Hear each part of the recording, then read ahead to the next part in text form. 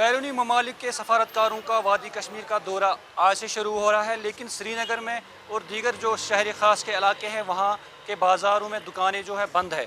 अगरचे ये हड़ताल की कॉल किसी अलहदगी पसंद तंजीम की जानिब से नहीं दी गई है, ताहम सोशल मीडिया पे गुज़श्ता 2 दिनों से कुछ पोस्टर गश्त कर रहे थे जिसके रद्द-ए-अमल में यहाँ दुकानें बंद है।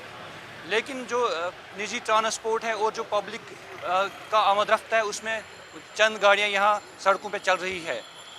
दौरे के दौरान वादी कश्मीर खासकर श्रीनगर में एयरपोर्ट से लेकर जो गुपकार तक का रास्ता है वहाँ पर सिक्योरिटी के सख्त इंतजाम किए गए हैं।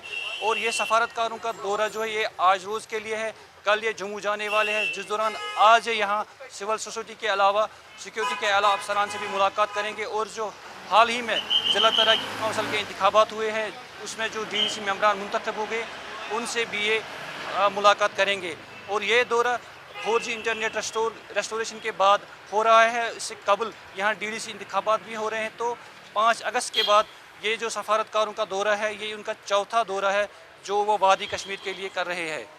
मीर फरहत, ETV भारत, श्रीनगर।